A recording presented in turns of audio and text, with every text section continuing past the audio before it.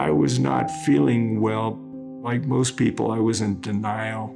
And one morning I woke up and my left side was paralyzed. My left arm, left leg, and even my left eye would not shut.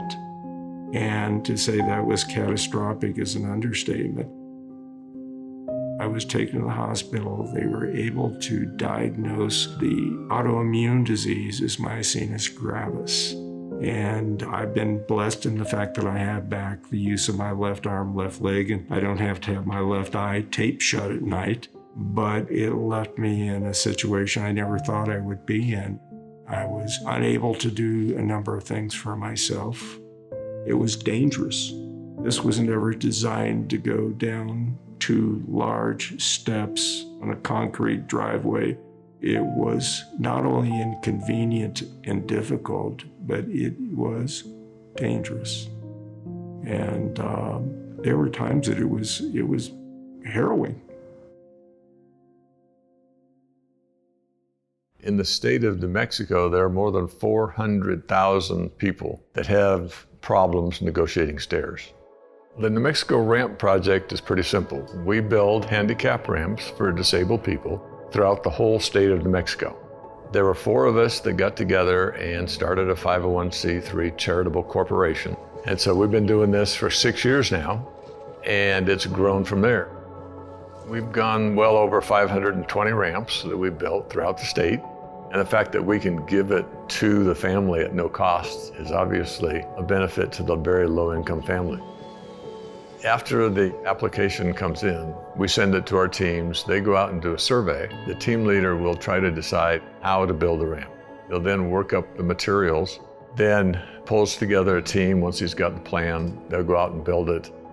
We have 9 fabrication facilities in the state where we try to prefabricate as much as we can to make it easy when the team goes out to the actual building site. It takes about 5 volunteers to build a medium-sized ramp, 8 to 10 when you get those big ones. We're building on an average of 2 to 3 a week. Logistics, for example, is a significant effort because we're moving a lot of lumber. You got to be there to offload it.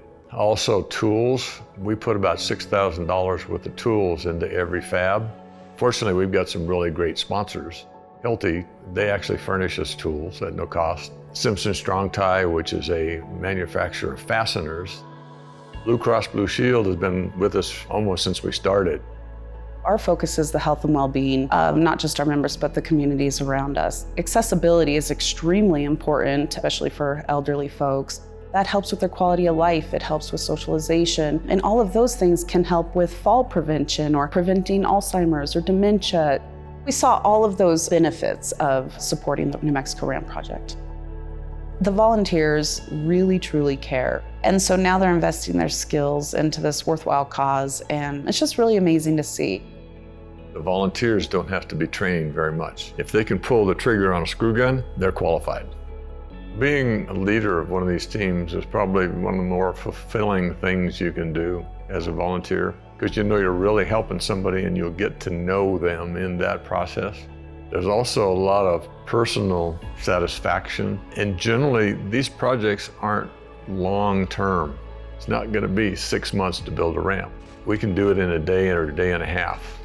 And so people can find that amount of time usually in their schedule. Teams can be very flexible as a volunteer. They could build 1 ramp a month, but that helps one family. And it affects the caregivers, it affects insurance companies, it affects medical personnel, it affects the first responders that are out there. So there's so many people that actually get impacted by 1 ramp.